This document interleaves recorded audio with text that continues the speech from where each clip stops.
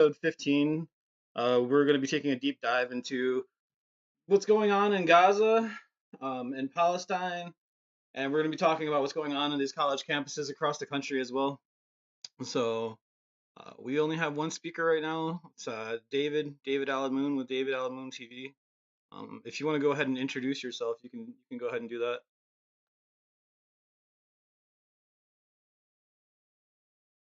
Hi, good evening. Welcome to State of Amerikkka. I'm from Canada. My name is David Allen Moon. My Indian name is Yakin Lunala, which means wealthy whale in Kwakwala, which is my tribe. Um, I am a researcher and a streamer. I just got back from the Murdered and Missing Indigenous Women's March, so I'm very active when it comes to live streaming and researching, and I'm glad to be back working with Captain Soup here, and I would welcome everybody. All right, so thank you for being on the show today. I appreciate that. Um, let's see. There's quite a few things that we can start by talking about. If people don't know the history of Israel and Palestine, we could take a dive into that. So originally, Palestine was one country.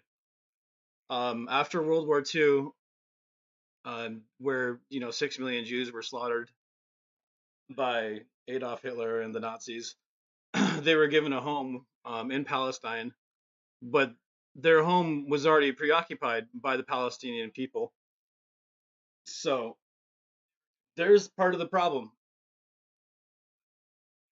Now the Palestinians want their land back because the Israelis are occupying it, which is fair. It was their home in the beginning, so I don't I understand. I can understand that. But now there's a war going on between Israel and Hamas, which Hamas is on the Palestinian side. Um, and on October, what was that? October 7th. On October 7th, there was about 1,200 Jewish people either kidnapped or killed by Hamas. So Israel thought it would be okay to go over to Palestine and wage war on Hamas. The problem lies is that they're killing civilians. So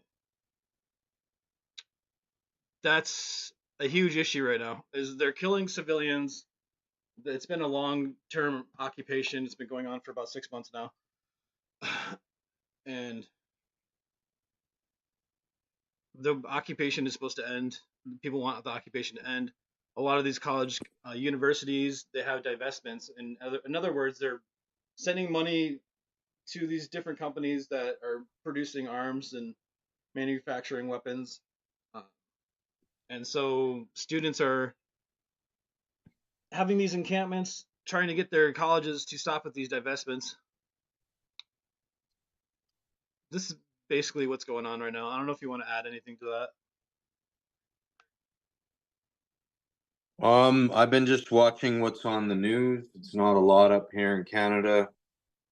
There isn't a lot of protests going on down here, but there's quite a few, dozens and dozens of different college and university campuses in the United States that are holding protests in regards to how some of our people in the education and the collegiate level of things are against investing any of their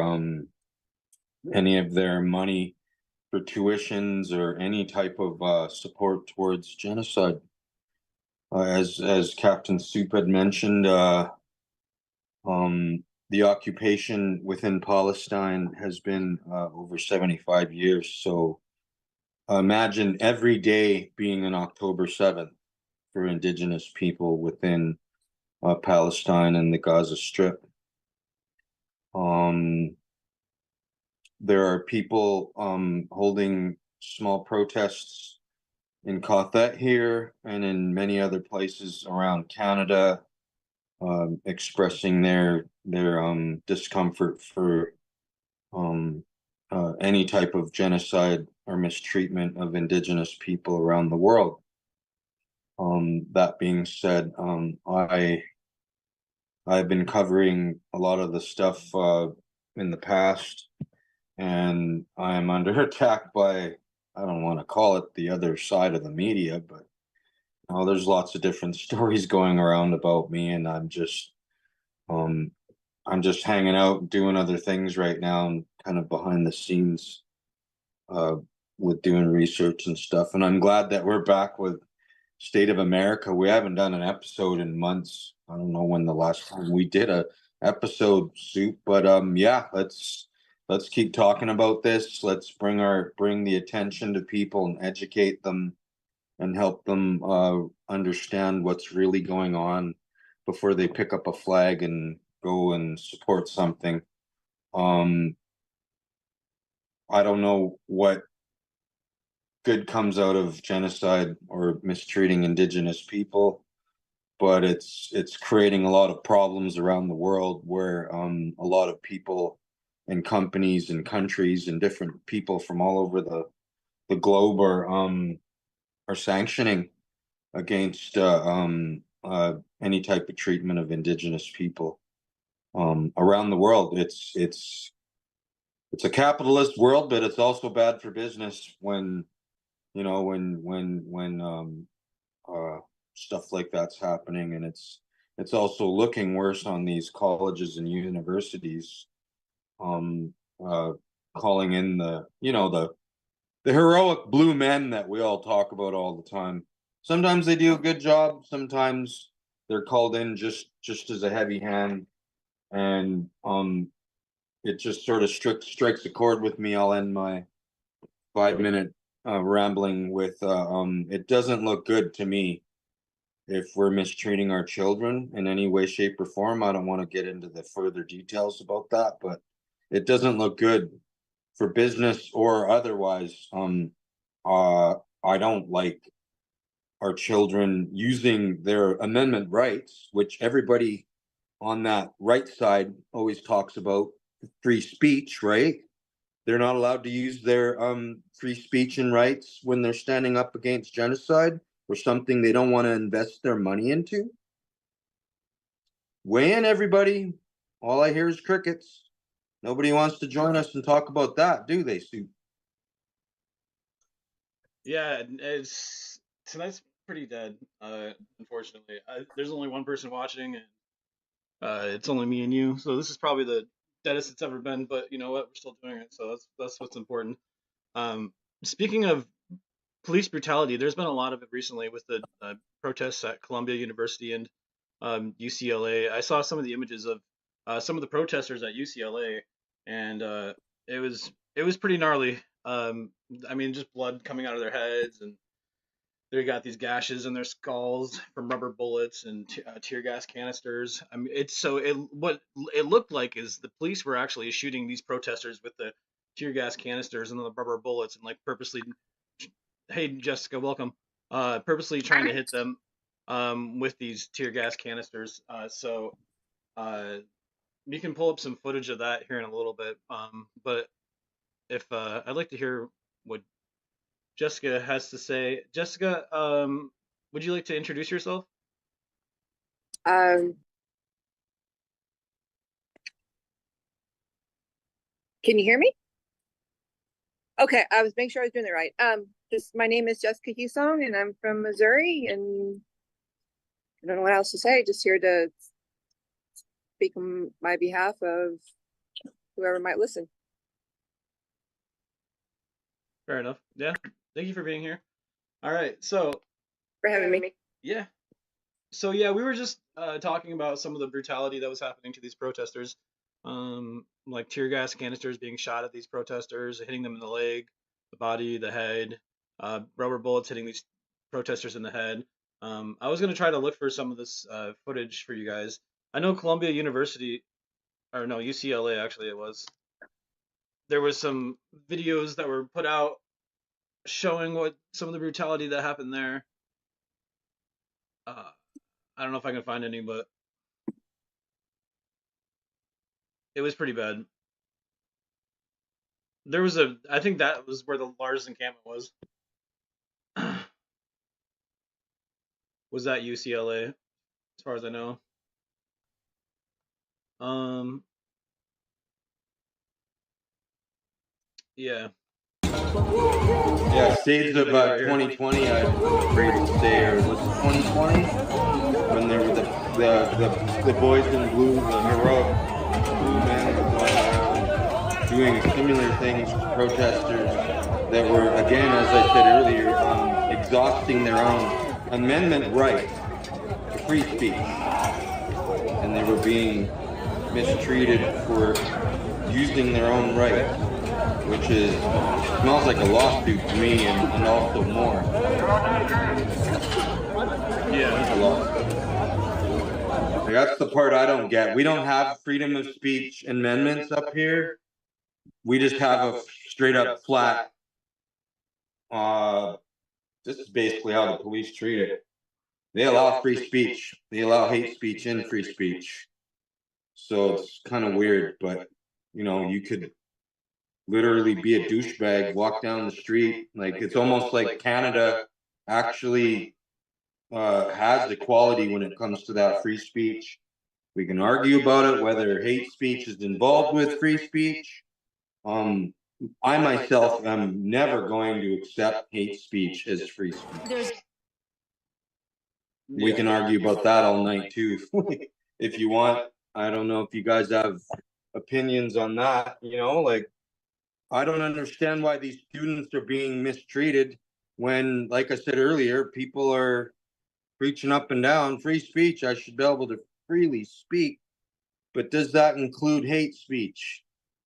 Like, some of the people that are out there trying to spin the media in their own direction to get their own clout are saying that some of the protesters are saying D to the apartheid state.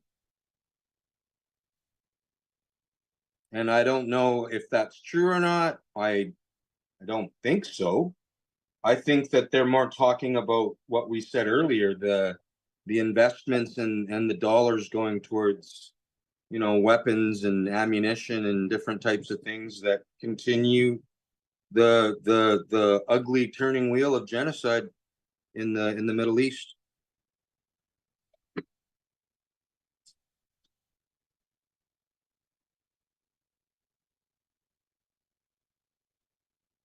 I'm sorry, where was this taking place at? So kind of silly for asking. Pardon me? Where was it taking place at, protest and the violence that the police shown? Columbia University was. Soup had mentioned it earlier. Go ahead, Soup. Columbia University is one, then UCLA is another. I was about to play another video from UCLA. If you guys want to wait 1 second, let me go ahead and play this. There's a struggle going on over here now, but again, some. Wow. They have their guns out. Gina, This is so dangerous. Again, they're shooting rubber bullets. Rubber bullets. I can tell you from doing stories about rubber bullets, they are extremely painful. If they hit your leg, your arm, they could break your arm. But they're trying to get into this encampment to get everyone arrested and out of this encampment. There's a struggle going on over here now. But I don't know if you guys are watching the stream or not, but basically a bunch of officers had their guns pointed at these students, and they're shooting rubber bullets at them. Which rubber bullets are less than fatal, but they could be fatal if they hit you in the skull, or the temple. You know, it's just disgusting to see. Tear gas is a little less fatal, and they should have used tear gas more instead of rubber bullets. You know, that's just my opinion. They shouldn't be using anything. It's a peaceful protest. I don't understand why they're using violence unless they just don't like what they're protesting and they're wanting to shut them up.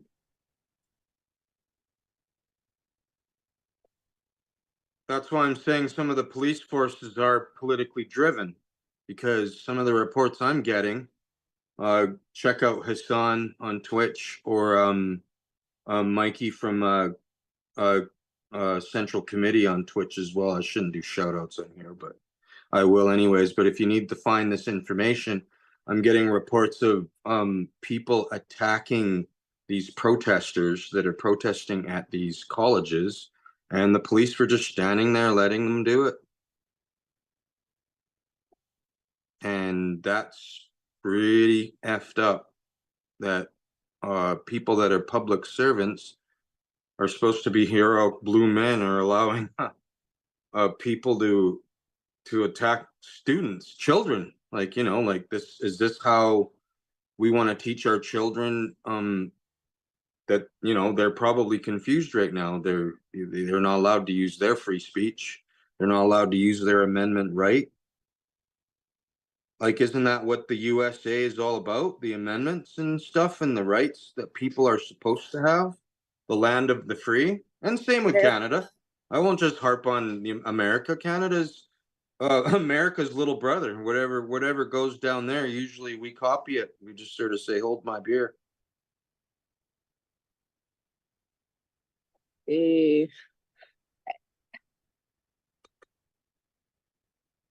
It's Find like it. Go ahead. the protest, sorry, it's like when nobody wants to get out and do anything that's going to draw attention to them. They want to follow the masses. It's like there's a police officer that might be like saying that this is just absolutely horrible and we shouldn't do it, is not going to go against the masses because they're afraid of what will happen to them, is what's happening to the protesters, or their family would be in trouble, or, you know, they could lose their job. It's not right. The powerhouses it's doing this, and it's like one of the horrible protests was like in Washington back in World War One, or after World War One. Actually, it was the soldiers that did a protest because they were promised certain benefits and they didn't get them. And I think after a couple of weeks, the president actually ordered the police to come in there, and they used actual real life firepower. And it's like, what? Why? Yeah, exactly. Yeah. Yeah, look it up. You go and serve your country, and you sign the contract, and then you come back and that contract isn't being honored. And then they go out and protest and say, wait a minute here, I got a contract saying right here, I serve, I get this and this and this, where is it? And then you get a bullet instead of, yeah, from the people you tried to protect and you served, and you watch your buddies die, and you know, you believe that America is a certain thing, and you go in there and you continue to protect it, but it's only that way when it's beneficial to the higher ups.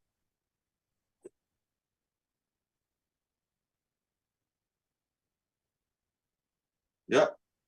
Wars are often for profit, I'm afraid to say. A lot of the research I've checked out, a lot of the wars are politically driven, and also driven by capitalist, you know, salesmen that have, you know, weapons to sell, and when bullets go off, like, watch that what's that movie called? I'm gonna do another shout out and get in trouble.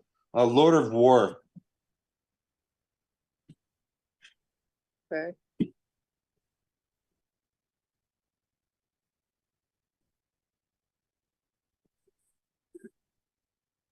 Yeah, well, that's sort of, you know, I won't get into the conspiracy theory and drift off topic, but that's what drives a lot of wars and stuff like that. And yeah, more genocide, more human suffering, more mistreatment of indigenous people in that area wherever the war is going on. And that's kind of why these kids are at these schools saying the same thing. I don't want to put one penny towards any type of genocide or promoting human suffering. It's a no. They don't want to do it, and that's why these big encampments were there. And then, like we talked about it, they get mistreated for expressing their own amendment rights. So I'm just as confused as you guys are.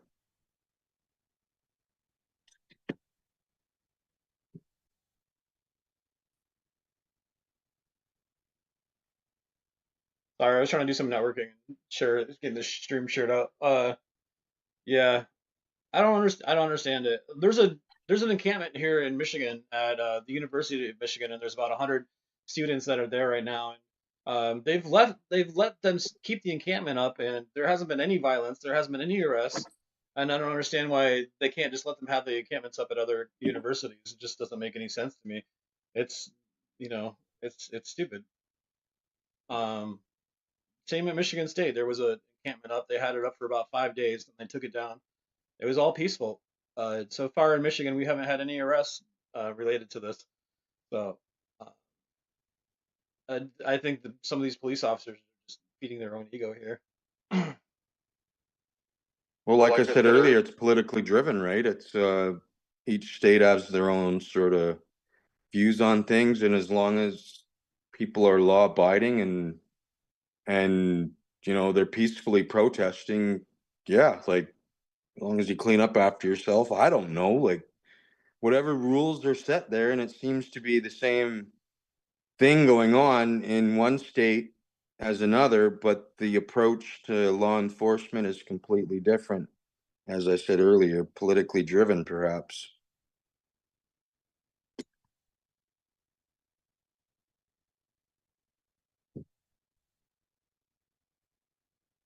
Nice chair, by the way.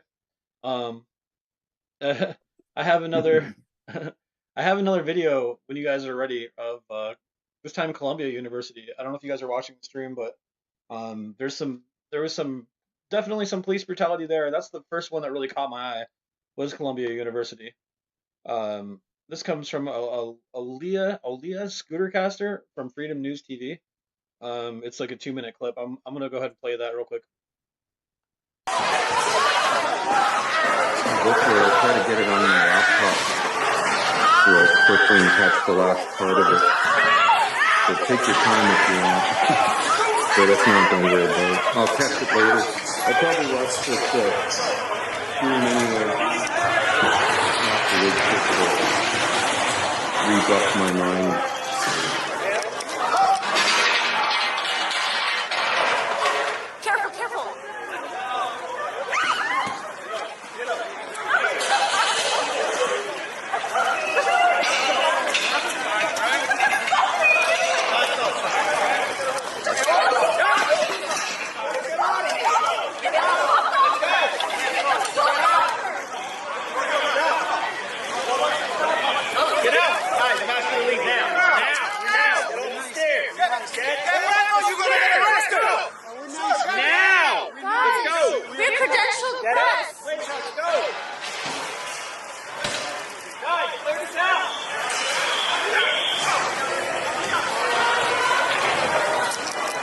See how they're trained a little differently, like I said earlier?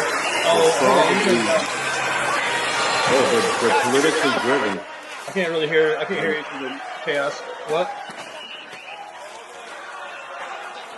Oh, I'm just saying they're politically driven. You can tell right away, and their training shows that they're just out to escalate stuff.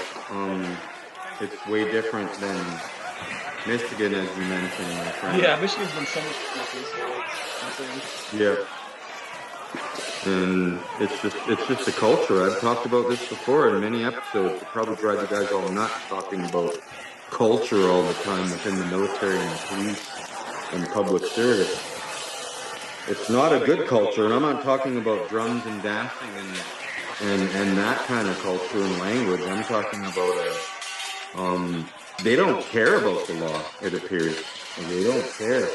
Worry about the lawsuits later and escalation, just screaming and yelling at people and throwing them to the ground and using munitions. And it was almost like, the shades of what me and Matt talked about the other day, Portland and Ted Wheeler and all that kind of stuff going on. It's just, it's scary. You could go out in a state or a province in Canada or the US and it's subject to change. I shouldn't laugh about it, but I'm laughing because it's ridiculous that you should be publicly served just the same way in Michigan as in New York. It's a head scratcher for me. And same in Canada, you could be treated differently in a police, an area that's policed in comparison to the city, you know. I know it's rough in the cities, guys. I know it is. But can't we be trained to be nicer? I mean, use force when required, of course, but to go excessive, and it just looks like the the NYPD remind me of the LAPD.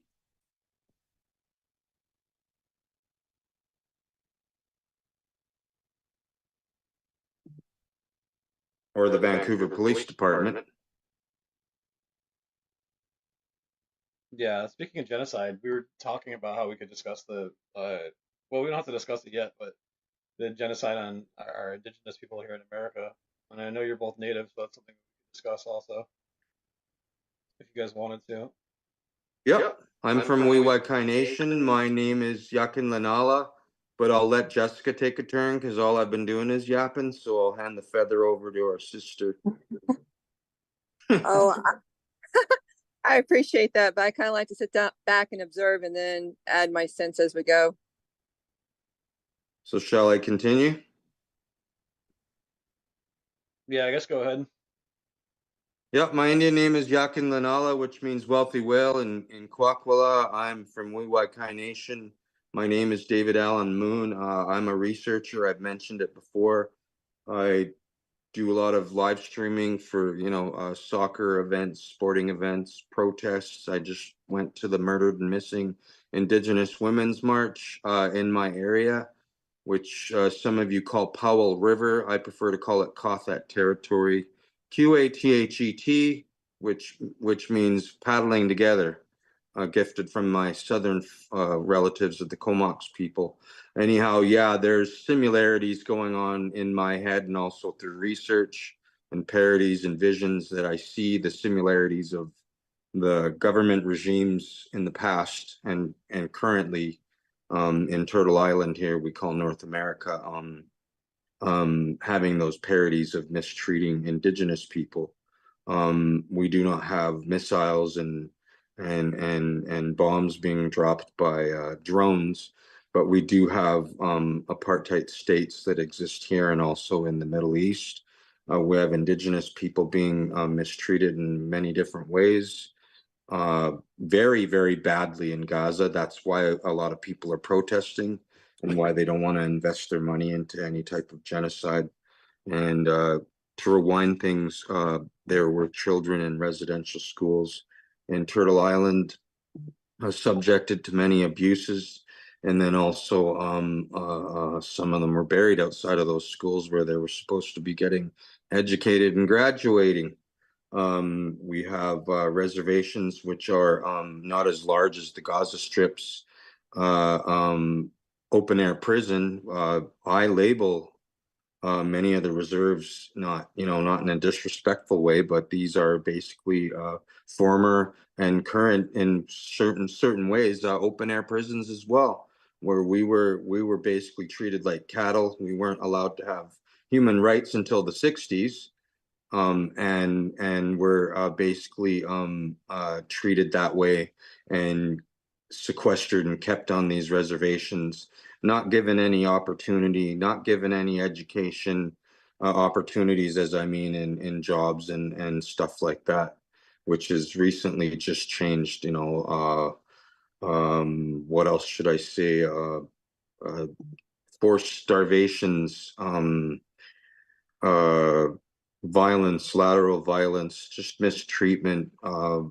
There were people called Indian agents, which this town is actually named after Israel Powell, who was his full job, you can look it up yourself, was to suppress and oppress indigenous people and displace them and keep them away from any opportunities. And that's why we're changing the name from Powell River to Kothet. I totally support Kothet, the name, in every way, shape, or form. We already have the hospitals named after that name, and it's going to be Kothet City because Who would want to have the name named after an Indian agent, a city named after an Indian agent that his sole job was to oppress indigenous people and promote genocide? You know, it doesn't sit good with me, and it shouldn't sit good with anybody. Accepting any type of genocide, any type of mistreatment of indigenous people, whether we are in Gaza, whether we are in Canada, whether we are in the US, that's the main point. And our kids are not going to abide by it. They're not going to. They don't want to.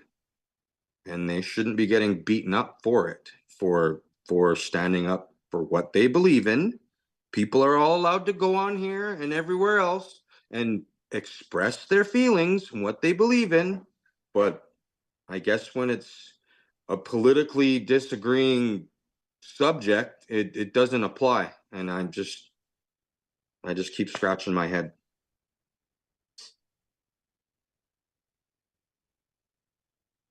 I do notice some of the similarities uh, between what happened then and what's happening now. It's sad. I mean, we have videos coming out of soldiers like going out and like killing civilians and with drones, with guns, not just adult civilians but children as well. Um, you know, they're killing their parents. These children don't have their parents anymore. They're blowing up the hospitals. I think all the hospitals have been blown up. The one university has been blown up. It's just they're terrorizing them. I mean, and it's ironic that they call them terrorists when they're terrorizing them. you know, so Right. And let me add, the terror on both sides is wrong. terrorism, yeah. Yeah, hurting 1,200 civilians is bad, October 7th. But like I said earlier, 75 years of every day being October 7th is what the Palestinian people go through in Gaza under the occupation performed by the apartheid state. I'd appreciate if Jessica wants to weigh in on the indigenous I don't know where she went. American perspective. If not, we'll just go back to it. But it's all bad, and that's what the parodies are. And people aren't stupid, Soup. You know that. Like, people are educated, they know how to read, they are aware of what's going on, and we're catching on to what has been happening and what happened and what continues to happen. So yeah, that was scary watching that video earlier about the NYPD and how they were just like, get out of here, get out of the way, back up. It's like, oh my God. Okay. And it just makes me sad. I don't like to see anybody suffering. I don't like to see people being scared or terrified or in duress or stress. It triggers me. Like, I don't like it. I don't know what Soup thinks about it, but I mean, that's why we're all here talking about it. It's something I don't want to see. I would rather see everybody having a free education, cheap, healthy food sources. I talk about it every episode. Probably drives Captain Soup nuts. Capitalism isn't my favorite thing, but we have to work and live in this environment, and the rent should be cheap, and people should be able to afford to go and get food to feed themselves. I don't like hearing that people have to choose between rent and food, but we're going off topic here. People are starving in Gaza. Going back to the subject, people are starving. Colleges, universities there, hospitals, like are being obliterated. Like, check out the videos where the whole blocks are being leveled, and it's disturbing. Like, I know you're going after, I say this online, and Hassan, I steal his content all the time. Let's say a terrorist is in my local high school. Do we level the whole fucking block and say, oh, we're going after the terrorist guys? Do we level the whole block, or do we go after and try to get that bad guy and arrest him and charge him and convict him accordingly and sentence him accordingly, or do we level that whole block off with all of our children in the school? Like, what the fuck's going on? Sorry to swear about it, but what's going on, man? Do you get my point, Sue? Yeah, like blowing. You're talking about like with bombs blowing up the whole block, right? Is that what you're saying? Yeah. Yeah. Yeah, exactly. Well, I just don't want to say too much. I don't want to get banned again. No, I don't. Oh, I don't want to get banned again. I don't want to get us in trouble with the community standards. I'm so scared all the time to even speak now because I might say something and then boom, Dave Moon TV is out for the count for 30 days because I said the B word. I mean, hopefully you can swear without getting in trouble. I mean, that's that. But who knows? Like our free speech is suppressed so much these days that it's hard to tell. It looks like Yeah, Jessica joined and left again. She's having some it's problems. subject to change. Maybe it's her reception. Yeah. Hopefully she'll come back because I would like everybody to weigh in. We should have all these people here. Chaz, Dora, shout out. John Tell from Leon Block. I don't want to get in trouble, but we need to get everybody here back here, just like, you know, for the spirit of Lana. We need to weigh in on what people think about this kind of stuff. And the more people we have in the talking circle, the less I have to talk more. Yes, less is more for people. My wife agrees. Yeah, but it's like, you know, the parodies are there. That's, you know, we're not terrorist sympathizers, people, like some of the news articles are going out about me being a terrorist sympathizer. Indigenous people are not terrorist sympathizers. We are sympathizing with other Indigenous people that live around the world. We don't like to see children crying, suffering. The average age is 18 in Gaza. Could you believe that? Look at our average age in Canada and the US, and then look at the age is in Gaza. Think about that for a second.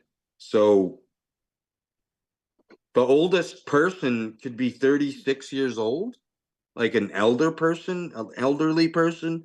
That's their age in Gaza. Like, don't you guys see the mathematics and the problem here? That if a person even makes it to 18 in Gaza, they're so far radicalized. I'm not sympathizing. I'm just saying when you grow up in an environment from birth to whatever age you manage to survive to, you are conditioned by these conditions. Not knowing your parents, like Soup said, losing your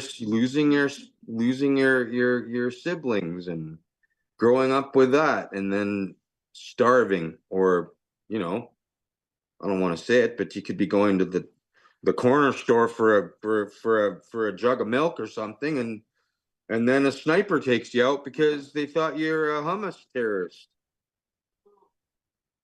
You know, I don't want to say it the wrong way. We'll just talk about hummus, okay? You know, the stuff you dip into your crackers into. Yeah, let's just keep these things. And I like to say apartheid state. I wish I could don't just like talk to about say hummus all that. day. Yeah, exactly. There's all different kinds, man. My wife just introduced me to a pickle flavored hummus. Oh, Very subject to. I've had garlic. Yeah, it's an acquired taste, but it's great. Like once you have a couple of bites, the first one's a little weird, but once you have a couple, it's tasty. Yeah, and I don't like saying the I word either. It's like since we haven't talked, Soup, I've managed to create a language I learned from that other platform called TT, and we've all developed it, right? Because you're not allowed to say the B word, you're not allowed to say the I word, you're not allowed to say a lot of things. So we managed to create a language, so we're skipping the people watching it, and it's really unfortunate. I hate to keep talking, but it's really unfortunate that there's people that'll sit here and watch us and look for something to get us bananaed.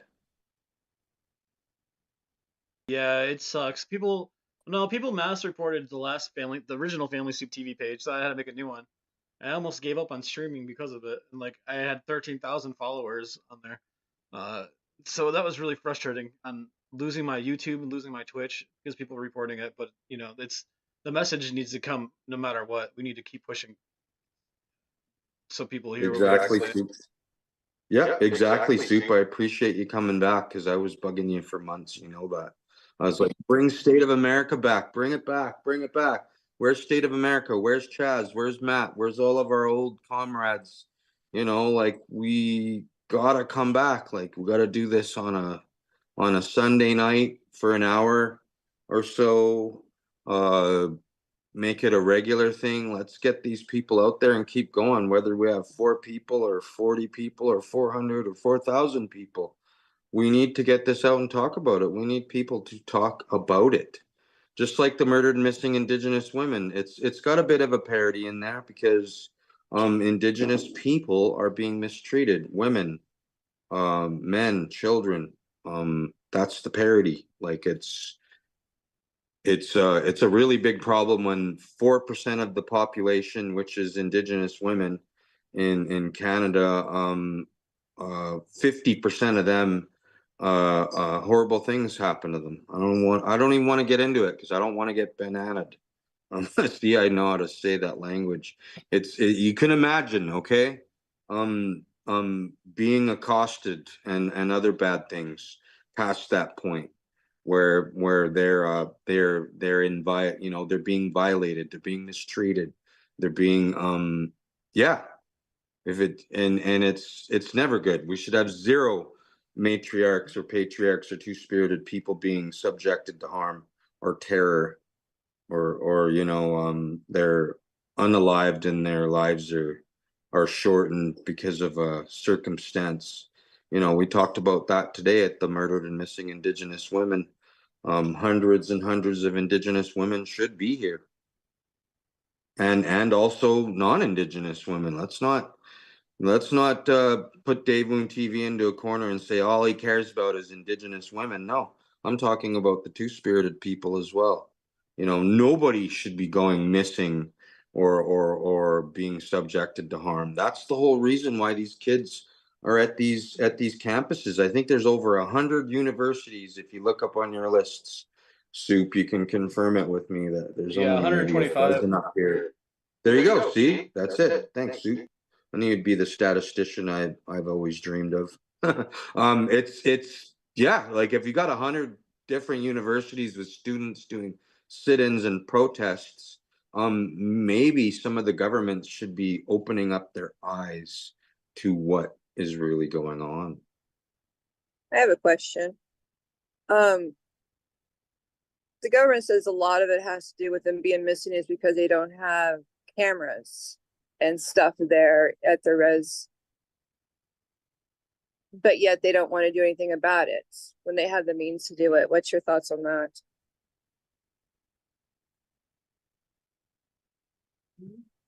Who, me? Like Dave Moon? Yeah, Or- I'm asking anybody who wants to listen. What's your guys' thoughts on that? Well, I've talked to the police up here and they say they don't have money for cameras, which is a flat out lie. We have money for all different kinds of things. They say we're living in the greatest countries in the world. When somebody says we don't have money, I question that. Like we shouldn't have to have, police cameras on every public servant when they're supposed to be protecting and serving us. But due to the circumstances, George Floyd and other incidents, we have to have cameras everywhere. Thank God there were people taping that incident.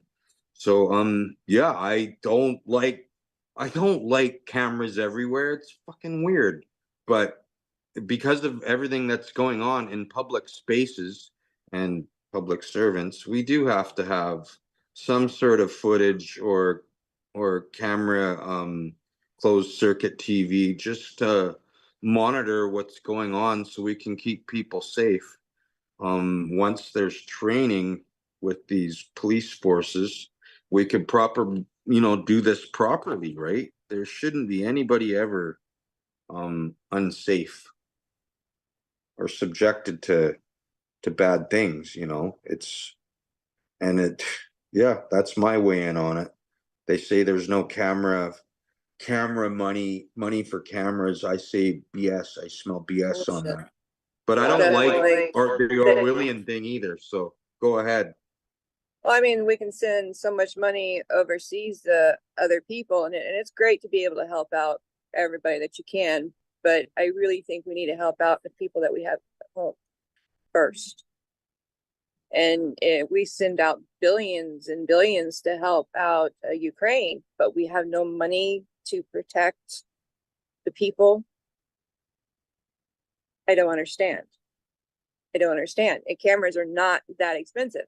Heck, they can get money for helicopters and see in the dark cameras to catch these little tweakers or whatever, but we can't get cameras to protect women from going missing. Oh, that's the reason, is because cameras. There's not enough cameras. Oh, well, there's a lot more than just not enough cameras is what's going on in there. But if you want to talk about cameras, let's talk about cameras. Why didn't you do anything about that then, if that's the problem? I think all cops should have nailed it, body sister. cams too, and I think that's a problem because there's police that are getting away with way too much because they don't have body cams, and it should be nationally mandated. But yeah, cameras on the reservations would be good too. I think that would be super helpful. And speaking about cameras, that's why they don't want journalists or news or cameras in Gaza. We'll go back to the subject. You know, they don't want to be exposed. They don't want us to see. They don't want the world to see what's really happening there. And that's why, you know, we're journalists, and I always feel for the journalistic communities of some of these brave uh, fellow human beings they're going into these areas that are under fire constantly and trying to cover the truth. Like, don't we all want to know what's really going on? You guys would also agree with me. I want to know what's going on. I don't like the media lying to us. I don't. That's why I got into this. That's why Dave Moon TV was born. If the media was truthful, I probably wouldn't have even been a streamer or a researcher. But the more I research, the more I find the holes and the lies and the, you know, like it's very, very frustrating. You know, why do we have to have cameras in Gaza to show the truth when justice should be prevailing? Why do we have public servants that we have to watch like their day in the daycare, you know? Like, no offense to the Imagine what we would people. see if we had cameras everywhere in Gaza. Like if they were on every street corner, if there was a camera on every street corner, the amount of atrocities we'd see in Gaza would just be insane. And it breaks my heart.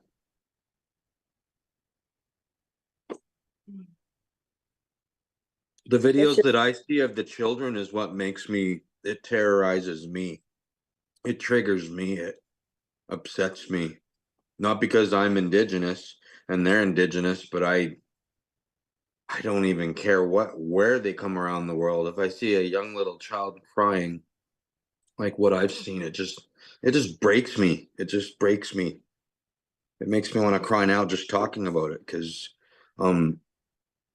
children should never be a victim of anything. We should do everything we possibly can to protect them. That is our job, is to keep them safe. And it breaks me. I can't stand to see children hurt. I can't stand to see the elderly hurt, and I cannot stand to see the animals hurt. And I just, because they are all defenseless and they just deserve our protection. You nailed it, sister. They're all sacred. You know, we're all sacred. The planet, the water, our elders, our youth, let's not forget our middle-aged people. Whoever, you know, it's it's all important. Like it's the circle of life. And yeah, I hope that we can bring light to the situation hour by hour and keep coming back to State of America and getting more and more people on here and doing an hourly show every week or or whatever Soup's ready to do. Jessica, I thank you also for joining us here tonight. I appreciate being invited. I don't know what else to say. I repeat myself after this point. It's like a recorded message, because my vision will be the same thing. I will keep talking about these things and finding the parodies within my research. That's why I call myself the parody man. Go ahead, Soup. Oh, like where's Matthew at when you need him? I know exactly, because he's very, very opinionative, and he's a good researcher too. And same with our other panelists that are busy out there covering stuff and doing other things. If we can reunite like the Power Rangers or something, we could definitely get a lot of different angles on this, right? You know, that's my vision, is to have, you know, Soup's in Michigan. I'm not sure where Jessica is, but I'm up in northern Western Canada, and if we can get a few of us, a dozen of us, back together, working on talking about these topics, maybe it can branch out to even more education to people, because that's what I'm into, is spreading awareness, not just talking.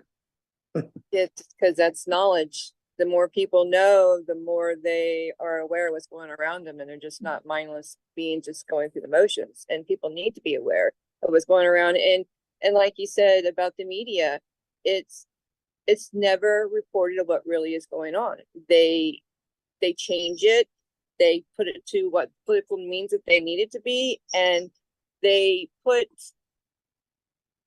you to view what they want you to view. Like something horrible could be going on, and like over in Gaza, but let's look at JoJo Siwa with her new whatever it is you want to call it. I mean, and everybody's paying attention to that because nobody wants to face reality, and the government just keeps feeding that to us to keep us dumb, mindless, obedient zombies, because they fear us.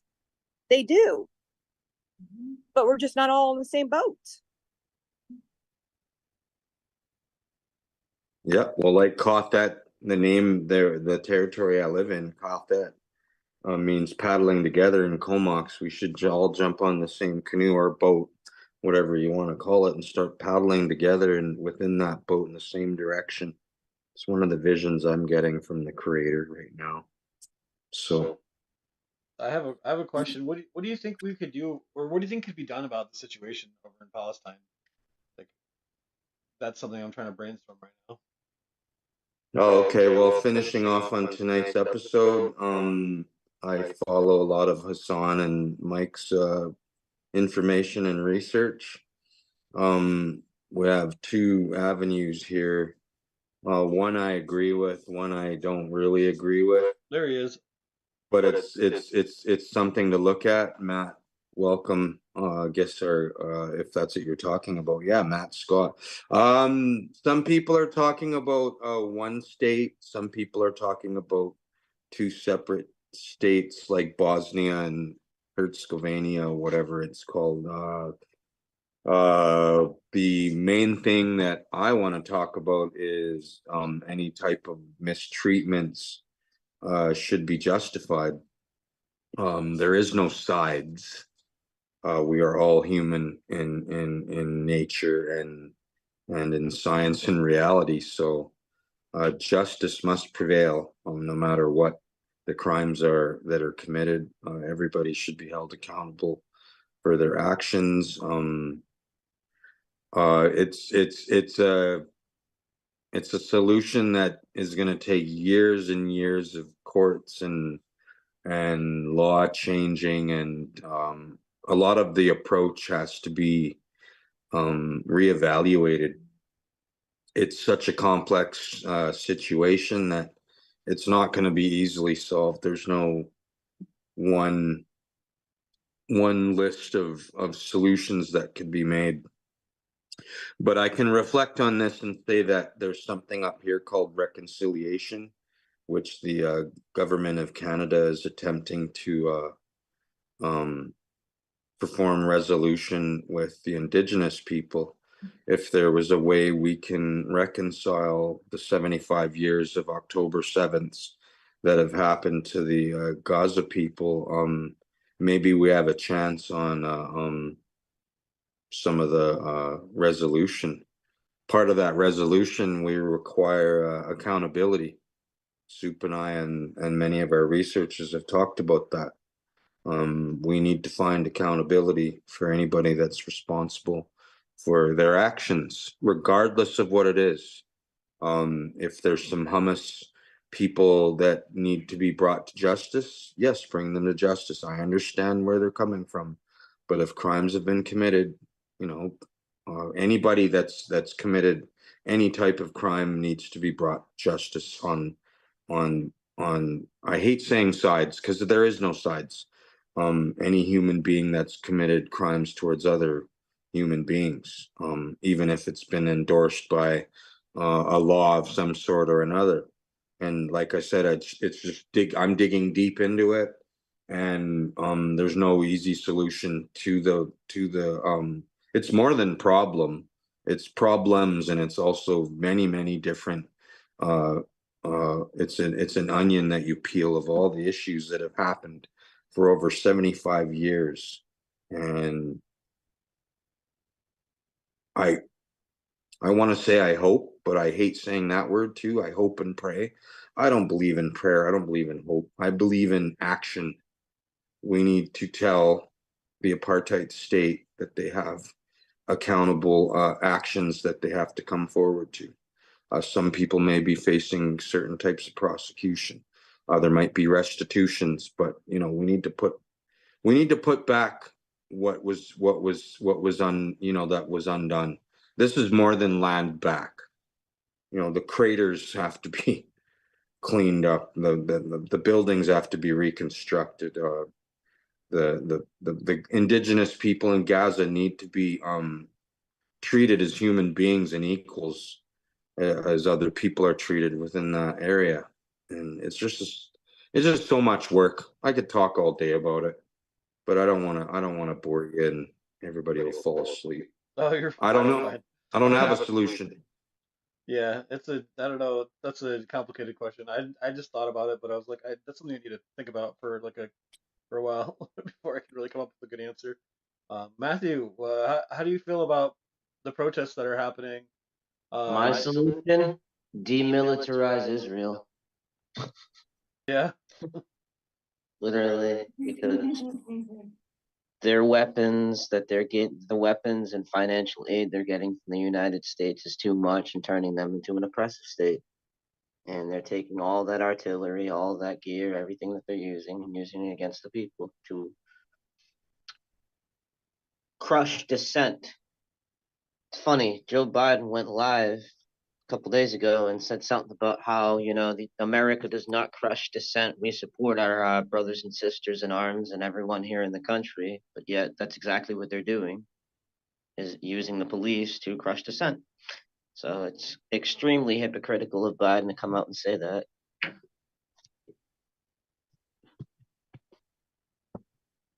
I told you you would, and Soup's right too. As soon as you came in right away. Yeah, that's one of the steps, Matt. I totally agree. And him, Matt and I get into a lot of arguments and disagree, but now I'm starting to see enlightenment on where Matt's coming from and what he's talking about, right? It's not about picking on the Republicans or the Democrats or getting into politics. We're not dumb. We're too smart and observant and noticing things, right? Oh, okay. You call yourself a liber, you call yourself anti-genocide. Well, why did you guys just pass funding to promote more genocide? Right, Matt? Exactly. You can't say that you're supportive of us and then go and do something else, because then that shows an entirely different picture to us. Do you think Israel should have nukes? What? Oh, I said, do you think Israel should have nukes? No, I don't think anyone should have nukes. Yeah. I agree. Nobody should have nukes. I mean, No, nobody should have nukes. It's not something that we should be holding in our hands, I've played enough of the video game Fallout to know how nuclear fallout would be disastrous. Literally. It's not something that I want to see any country go through. So I guess Matt would say demilitarizing most of the countries would be something that you would agree with as well, Matt. Sorry, go ahead, sister Jessica. Yeah, like a worldwide Oh. peace accord. It's okay. Go ahead, guys. I'm listening. Like the end goal would be like a worldwide peace accord.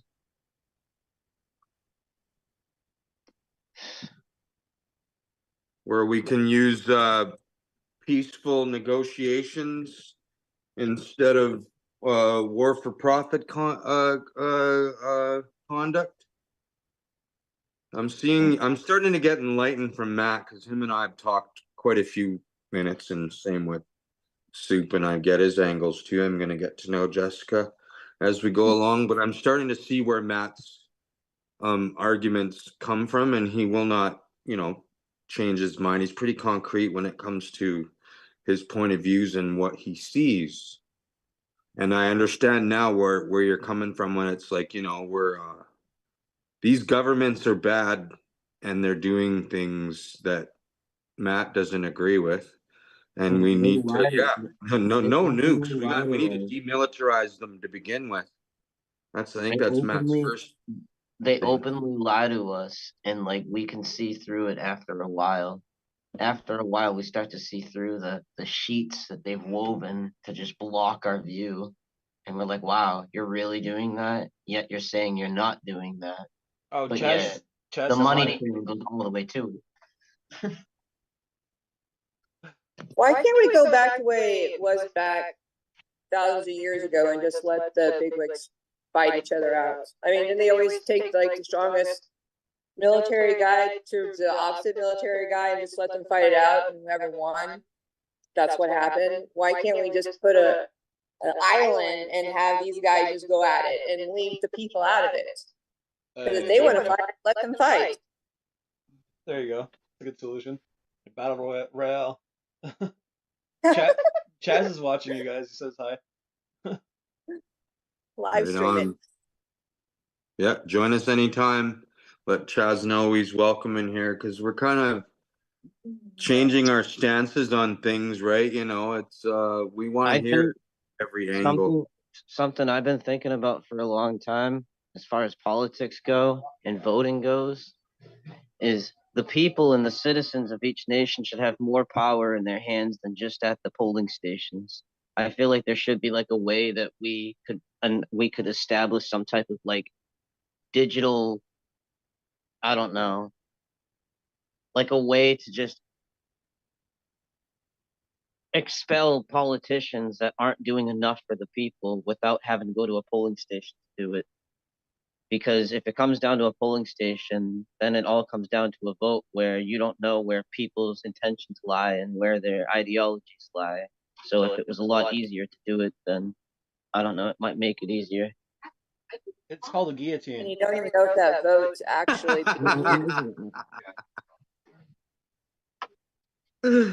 I don't know why I'm laughing. I must be completely insane. But it's just something that we talk about in the left, right? Because there's politicians out there that are really stoking violence with their words and their rhetoric, and yet, having to wait until like the elections to actually expel these types of politicians is dangerous. You know what I mean? Yeah. Like they're allowed to just spout all their hate, their rhetoric, and anything that's misinformation up until the elections, and yet we have no power to change that until the elections, and that's even on a whim, because we don't know if we'll end up expelling them. Well, look at the chaos that Trump caused on January 6th, what he was saying. I mean, Way back in the day, like villagers used to gather in a village square and come to a vote right there in the community to, vote out politicians rather than go to a polling station and do it. It would get the whole community together in like one spot, and everyone would either agree or disagree. And eventually, by the end of the day, you have that politician still in office or they'd be gone. That kind of goes to the fact of where they didn't have media to kind of manipulate what they want the so-called villagers to see, because the villagers could see what was going on right then and there. It goes back to manipulation of what the world sees and the power that they have. They have too much power. They have too much money. They have too much power. The only thing that we have is our mouth and our word and our free speech. And that's what they're trying to take away. Because if they cannot manipulate everybody into thinking what they want, then they lose power. So our words is the only thing that we have that's strength. Exactly. That's all we got left, comrades. But back to the parody, you know, that's what's going on in the Middle East in that place called the apartheid state. Benny needs to step down and needs to be arrested and go face his war crimes. Basically, he endorsed these war crimes towards children and civilians. The whole population is not Hamas. Okay, let's get that straight. Civilians are not supposed to be under siege or attack or under harm when it comes to the one of those war accords, the Vienna one or whatever. It's a no-brainer. When there's an article of war that's been broken, you write up the citation, you take the people that are responsible to world court, and you perform justice, just like it happened in World War II. You do war crime, you find out. You F around, you find out. And there should be no exceptions. If it's your buddy or not, doesn't matter. The government of Israel has sown division into this whole conflict for generations, because for generations they've lied to their own people through propaganda to basically explain to them that anyone that's Palestinian is either a bad person or a terrorist. So that ideology has stuck with the government for the longest time, and I think that's why this has persisted for so long. It's because they've perfected a way to run a fear campaign on their own people, to make them think that the other side is evil and there's nothing good about them. I think There was a since video. oh, go ahead. Sad. What? No, go ahead. I What were you said- saying? There was a video I watched that kind of put that into perspective that I seen on TikTok. I think it was a couple months ago, about a Israeli settler traveling to Gaza to visit, and basically being afraid to walk in there because everything that he was explained throughout his childhood and his life was that, you know, being over there, you have to, like, you know, be aware of your surroundings. You have to be on guard. You never know when you're going to get attacked or anything. And yet he just went over there and met a really old, elderly Palestinian man who basically explained to him that he was being lied to and showed him, you know, what true friendship was. And that was a story that really stuck out to me, because it's both sides coming to an agreement that they're both being lied to and that they can't actually find friendship in each other from different sides of the battlefield. Exactly. That just goes back to the way that they manipulate on what they allow us to see. Mm-hmm. Exactly. It puts that all in perfect perspective. Yep. I think there's been a lot of anti-Muslim rhetoric since 9/11, and I think that's when it really spiked in this country. Mm-hmm. It definitely has.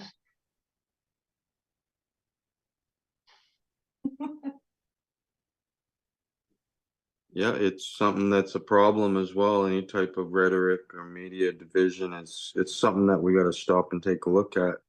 Propaganda is think powerful, about- and seeing its effects today. Yeah, like see if we can boycott some of the stuff out there that's just divisional, and I hope that we can have a media source, holistic source of all the different broadcasters, you know, talking about the truth rather than trying to cause division. And some people do believe lies, and that's the whole problem right here. Like Matt said, the people in the Middle East and in other places around the world have been, you know, subjected to so much rhetoric that They have divisional and hate between the different tribes when we could work together as people from one religion and another. That, like 75 years, 76, 77 years ago, from what I heard and the research I've checked out, there were all three of the different religions, major religions, were living in Palestine in peace. They were fine with each other.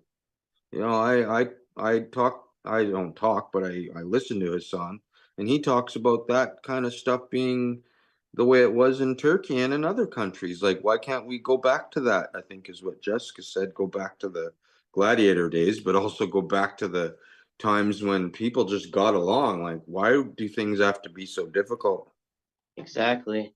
And I'm not gonna lie, whenever I hear the word Hamas, I think of that as like a deflective topic to talk about, to deflect from all this division that's been sown throughout the generations between Israel and Gaza.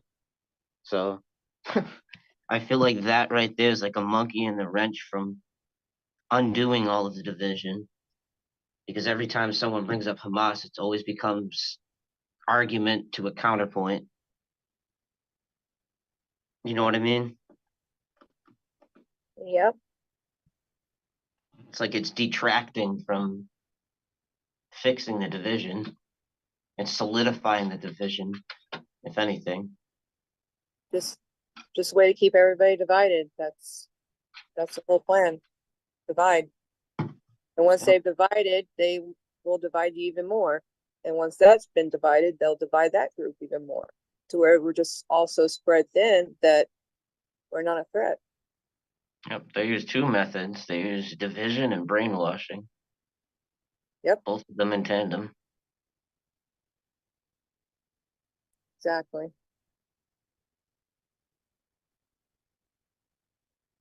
So Matthew, how do you feel about what's been going on at Columbia University and UCLA when it comes to police brutality? Because we discussed that earlier. I feel like Over the last week, I watched a lot of documentaries and like clips from YouTube on Kent State, and it's made me, kind of think about those times and wondering when we'll end up seeing the National Guard on college campuses, because Biden already said that that's not going to happen, but he also said that, like I was saying earlier, that we're a nation that doesn't crush dissent and we honor individuality and expression, but yet that's not what happened. So I don't know. I'm kind of fearful that this may turn into like a national Kent State type of situation. That's what's been on my mind. Do you have a fear of a civil war breaking out? I just have a fear of authority figures shooting students with ammunition. That too. Yes. War? That might happen too. I don't know. That I'm not sure about. I was just thinking what you were talking about, the dividing and what Biden said, going back to National Guard being at the campus, and just it's like Biden trying to tell Texas what to do in their state, and that's what Civil War was pretty much fought on. It was because they did not like Washington telling them how to run each state. And so now, after they had the government to help out with each state, and they had the laws that passed that way, there was no tyranny. And I just don't know if that's where it's going right now. Yeah. Starting to realize something, a self-realization about the Democratic Party, is that they don't always follow their heart. They usually follow the money. It's the truth, because you notice, like, the popular opinion that may not get him funding will be something that he'll avoid, like in 2021 when the State of the Union address was on, and he talked about how the answer to the police brutality protests and the murder of George Floyd were to continue to fund the police, knowing that the entire nation was that was for the movements was for the defund. He completely went the opposite way because he knew if he stuck with the defund, he probably wouldn't get paid by all his affiliates. That's what I think. It all comes down to capitalism.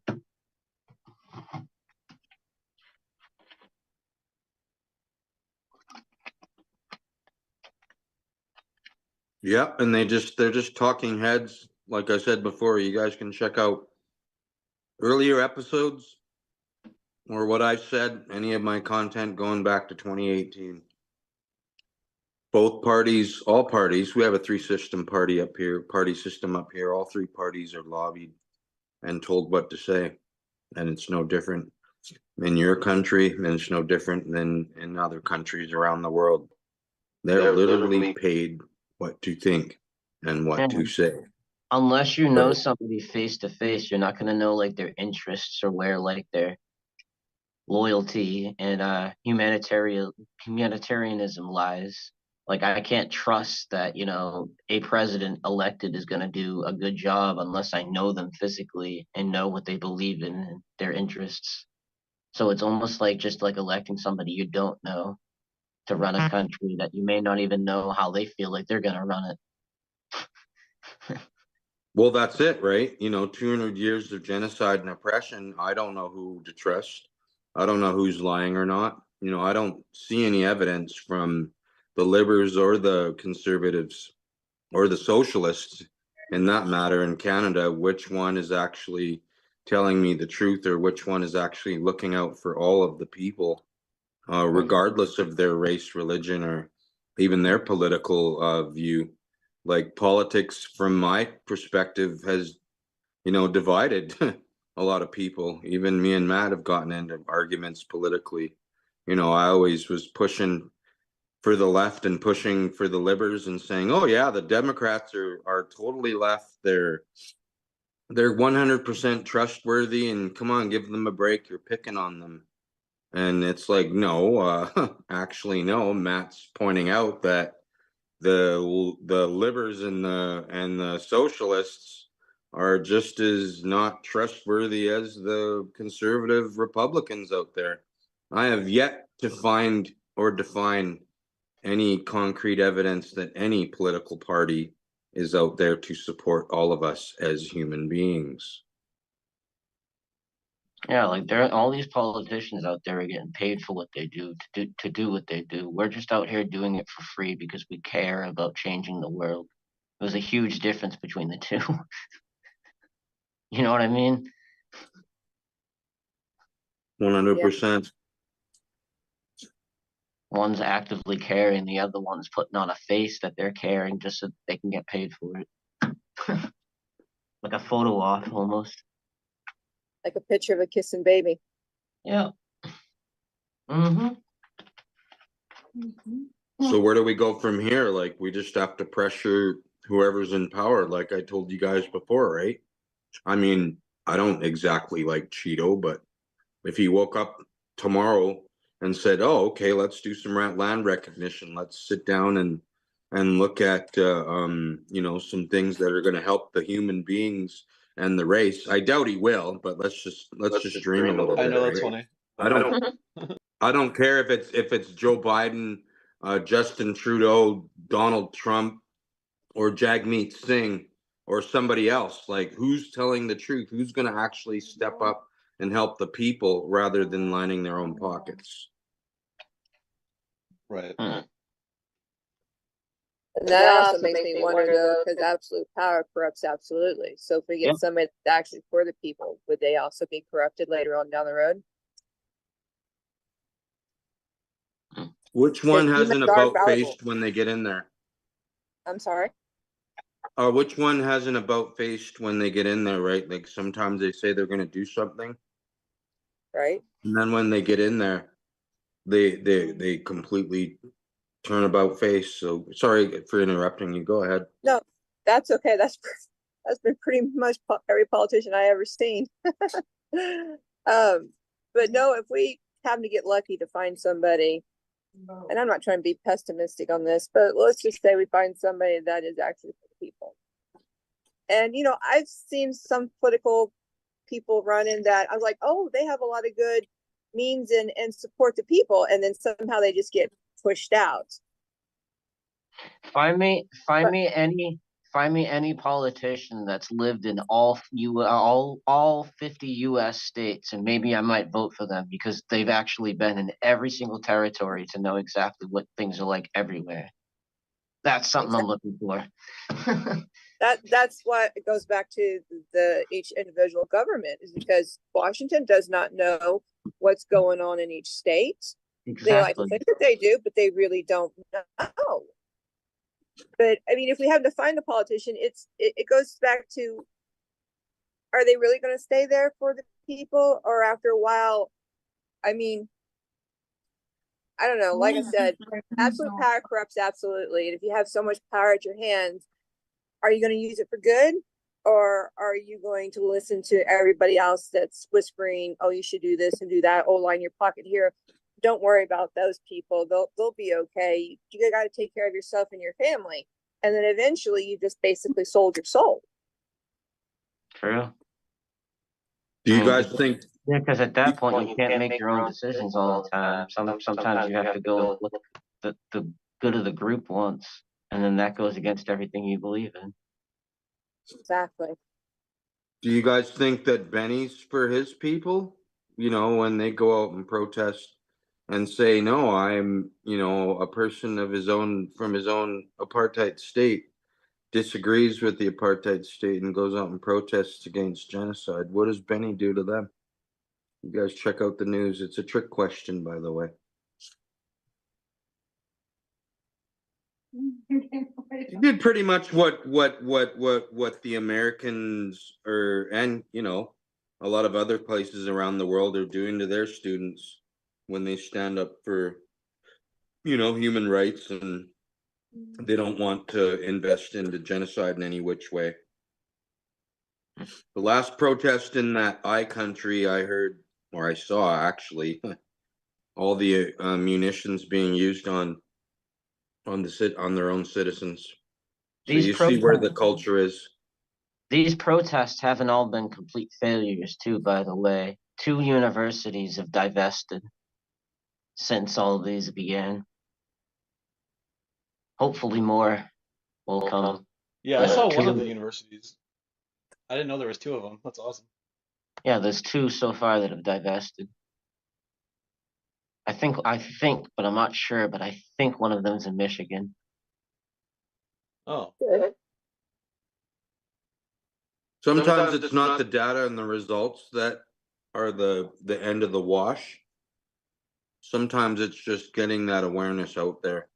Just like this, people won't know about State of Amerikkka until we get out there and get this on a regular basis. And then when people are aware of it going on, they'll probably start joining us. But we'll never know until we keep going, right? Exactly. I always wanted to have statistics too, and lots of people watching, and all 100 and whatever 125 universities have decided to get their heads out of the lining of their pockets and start thinking about human beings and proper education. But I guess you guys see where they stand.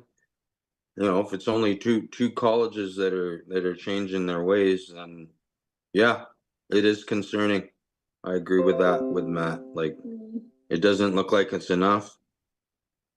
We just have to do more. Like, just talk about it again. And I'm glad these kids are out there talking about it and standing up and actually standing up for what they believe in, rather than sitting on the sidelines pacified. Keeping up the pressure and the momentum. Don't let the momentum die. Do you guys want to do some final thoughts and wrap up here soon? It's been about an hour and a half. Yeah, I did mine about half an hour ago, so okay. I'll stick with that. I pretty much had said everything that I want to say. I want to thank you guys for allowing me to speak and join you guys. Again, I'm David Allen Moon from Dave Moon TV. My Indian name is Yakin Lanala, meaning wealthy whale, and I'm going to keep researching, and hopefully I'll see you guys next week. on another episode. It's nice meeting you. Nice talking to you, Dave. As always. Yeah, definitely. I appreciate it being a two-way street. We all learn together from each other. Exactly. Exactly. Yeah. All right. Well, I guess we can go ahead. And no one has anything else to say. Oh, I can't talk. But yeah, it was a good episode tonight, guys. I'm glad we were back. It's been like it feels like a year. I don't know if it's been that long, but it feels like it. So yeah. For some of us, yeah, it's probably been a year. Yeah. All right. Well, So we'll see you guys next week, or we'll see you next year. yeah, maybe. One of the two. One of the two. It's a surprise. Until the momentum dies. Until the momentum dies. Bye. Bye, everyone.